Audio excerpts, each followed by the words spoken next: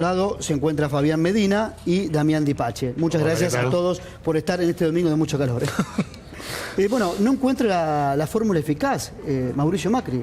La única forma que vemos que encontró hasta el momento es la forma de sacar pesos de la calle. Con las LEVAC, en el cual redujo lo que es la base monetaria, o sea, la plata en circulación a la mitad de lo que es la total. Tenemos 690.000 millones circulando y 690.000 millones en LEVAC a un valor del 27, entre el 27 y el 38% todavía de las primeras que empezaron. Y no vemos forma de reactivación porque sigue cayendo el consumo. Damián, sigue cayendo el consumo. Vos que estás en materia de precios, ¿qué está pasando en Argentina? Mira, la caída de las ventas minoristas es del 6,9% en los primeros 10 meses del año. Consumo masivo marca un poco menor, 3,4%. La producción industrial PYME, de acuerdo a la CAME, también cae un 5,1%. Y me parece que frente a las expectativas de inversiones que pueden llegar a venir, o las locales mismas, hay que resolver el cuadro macroeconómico.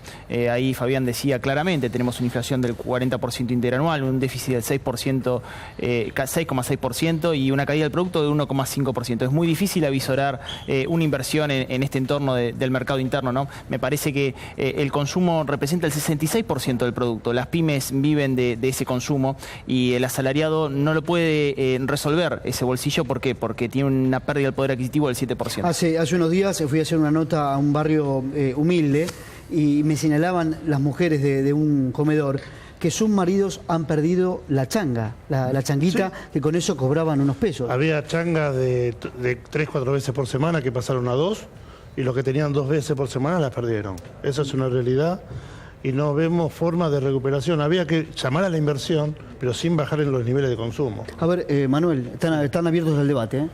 No, bueno, a mí lo que dice Damián es tal cual, ¿no? Lo único que por ahí no coincido, me parece que las inversiones no llegan no por falta de consumo interno, me parece que es una variable, por supuesto, importante. El 80% del consumo es consumo popular y bueno, siempre es una variable fundamental en la estructura económica argentina.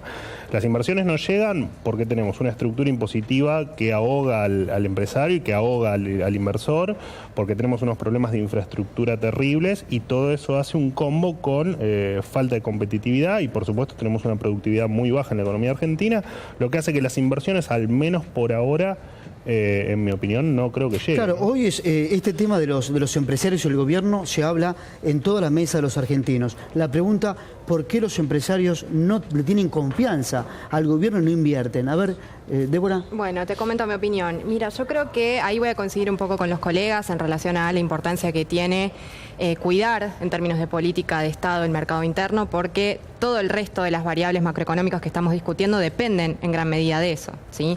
Obviamente hay en discusión qué modelo de desarrollo o qué modelo de país y qué políticas económicas, por supuesto, en relación a eso uno considera que el Estado debe realizar. En mi caso creo que no cualquier tipo de inversión es positiva y mejora la calidad de vida del conjunto de los argentinos. Hay inversiones que son especulativas o que se basan en concebir el salario como un costo. Digo, a la inmensa mayoría de los argentinos no sé si nos va a resultar conveniente recibir inversiones de ese tipo, sino más bien inversiones productivas que generen puestos de trabajo, que cuiden el salario real.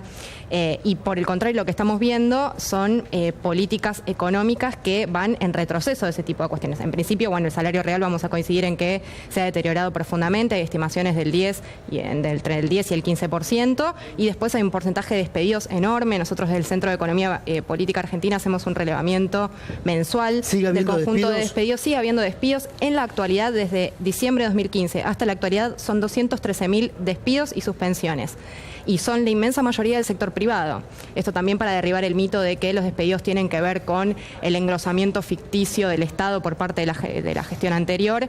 Es todo lo contrario, tiene que ver con un esquema de recesión económica y que deriva en eso, por supuesto, en despedidos, sobre todo el sector privado. Ahora, ¿creen ustedes que el gobierno llegó para cambiar en algunas políticas o sigue siendo lo mismo que el kirchnerismo? Porque me han contado el otro día que en algunos municipios contratan a más empleados. En algunas provincias también pasa lo mismo. Ni lo uno ni lo otro, porque vos fíjate que el déficit, lo dice el presupuesto, el déficit es del 4,4% para el año que viene, te va a dar un 6,7% y la pesada herencia sigue siendo pesada. Tenés un gasto fiscal importante y lo que uno pensaba que Argentina iba a tener un mejor saldo exportable, apenas nos quedan monedas de nuestra balanza comercial, apenas tenemos 35 millones de dólares de superávit comercial, a pesar de que se eliminaron las retenciones, no mejoró el saldo exportable. Obviamente el contexto internacional no es el mejor, el comercio internacional se redujo, el precio de los commodities también, y me parece que en ese sentido Macri todavía no se logra ver el horizonte. Él lo digo permanentemente, él se declaró desarrollista, yo no veo el plan de desarrollo económico en sectores estratégicos. ¿Qué plan está llevando? Y además, me parece que en la agenda económica hay algo que es imposible que no debatamos y que está permanentemente en discusión, que tiene que ver con la aprobación del presupuesto 2017, que nos permite, nos da un panorama objetivo sobre la base de la cual discutir estas cuestiones, porque es cierto que muchos funcionarios públicos han dicho que se reconocen como una orientación desarrollista o que o niegan o quizás encriptan, algunas consecuencias de las políticas económicas que aplican, pero el presupuesto propuesto en términos oficiales de cara a 2017 arroja una serie de indicadores que son preocupantes. ¿Eso es un presupuesto de ajuste? A ver, es un presupuesto expansivo, es un presupuesto que los gastos aumentan un 22% y está calculado una inflación de un tope de 17, por lo cual claramente es un presupuesto que expande el gasto, lo cual también preocupa porque en el largo plazo la única manera de que vengan las inversiones productivas, como decía mi colega, es precisamente que le aseguren rentabilidad a largo plazo a los empresarios o a los inversores y además que este plan económico es sustentable en el tiempo. Ahora, con un déficit fiscal de 4, 5, 6, 7 puntos, bueno, veremos cómo termina el año. La verdad que es muy difícil.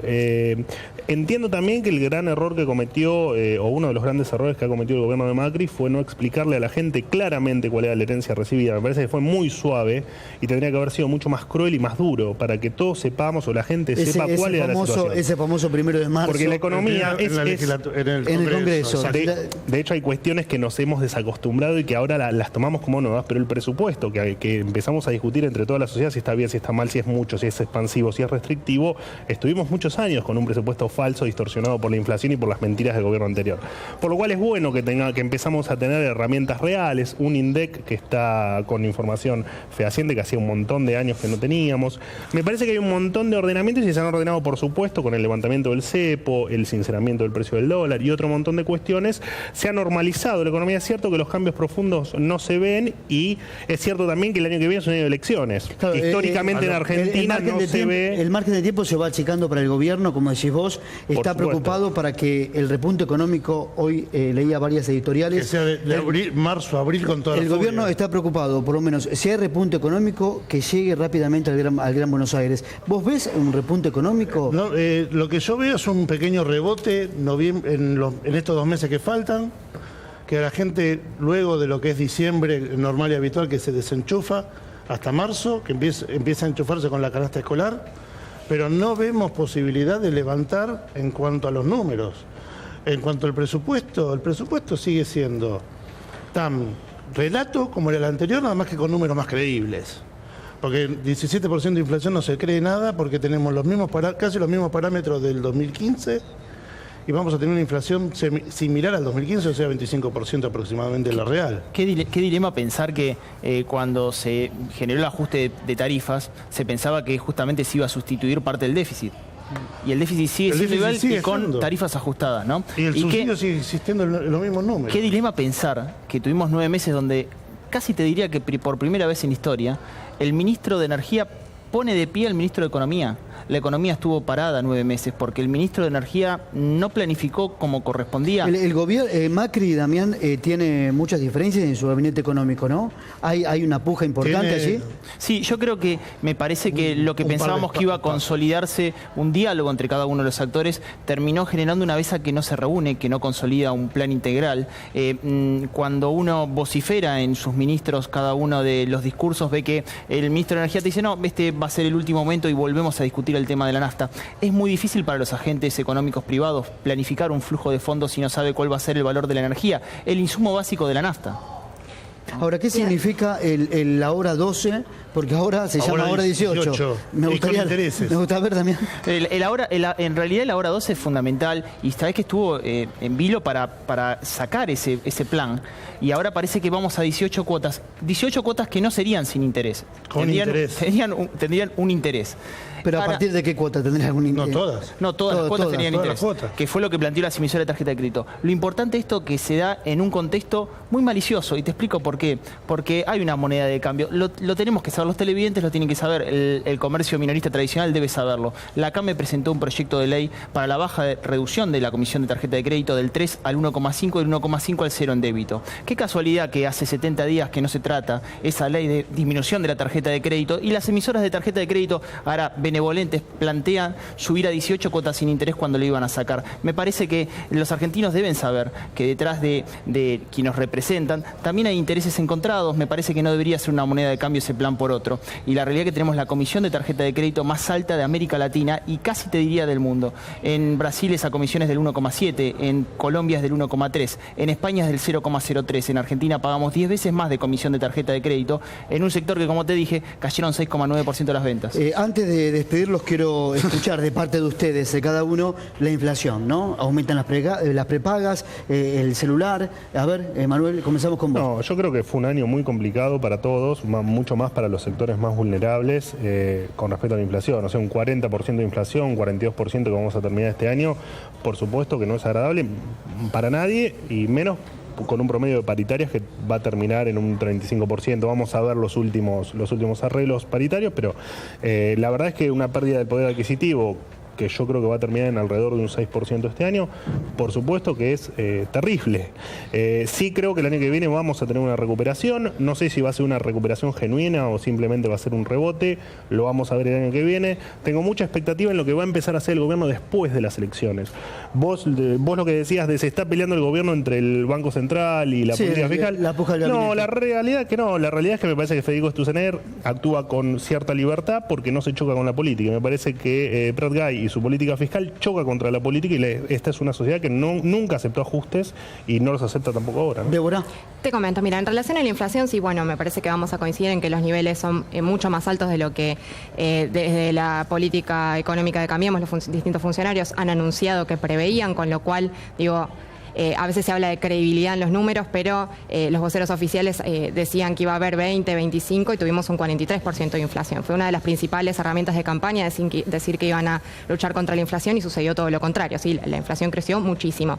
Y la verdad es que me quedé pendiente un poco con el debate anterior. Me parece que hay alguna cuestión que hay que señalar, que es que todos estos indicadores negativos que se fueron resaltando en relación, bueno, a la caída de las ventas, a la caída del poder adquisitivo, del salario y en general de todos los que percibimos ingresos fijos, los diferentes indicadores negativos que se fueron mencionando, la caída de la actividad, actualmente, digo, el presupuesto nos muestra que todo eso se está sosteniendo con una emisión de deuda impresionante, ¿sí? Digo, no me parece menor dejarlo pasar porque, digo, en estos 11 meses de gestión se ha aumentado un 90% la emisión de deuda para sostener estos indicadores. Ojo con la droga de endeudamiento, dijo Martín.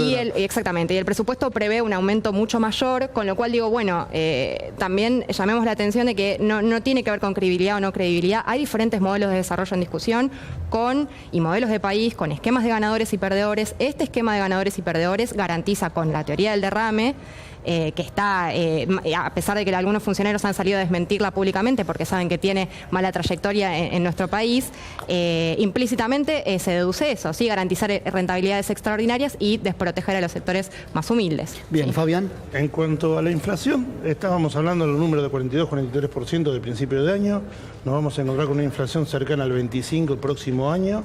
El problema del presupuesto, no tanto del presupuesto con el endeudamiento, yendo un poquito al punto anterior en el Estado, es que no solamente no se achicó, sino que inclusive Cambiemos no puso todas las líneas de funcionarios propios, sino que la primera línea y parte de la segunda son propios y el resto es parte de las líneas del kirchnerismo, no personal de planta, sino personal político del kirchnerismo que sigue ejerciendo funciones, por un lado. En cuanto a la emisión de deuda, tuvimos este año 16.000 millones propios sobre los 34.000. El año que viene hay previsto de los 40.000, 15.000 millones de emisión de deuda nuevo.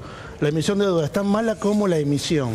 Tenemos que generar ingresar plata a la calle bajando los impuestos. Damián, 30 segundos. Sí, rápido. Me parece que todo lo que se hizo fue de manual. Me parece que, vos fíjate que se hizo una disminución de la emisión monetaria. La pauta salarial está por debajo de la inflación. Me parece que se empieza a colocar deuda para que el Banco Central no financie al Ejecutivo. Todo está muy bien, pero sin embargo la inflación sigue creciendo. Me parece que todavía el gobierno no toma apunte respecto de una cuestión estructural que tiene nuestra economía en ciertos sectores. Por ejemplo, consumo masivo.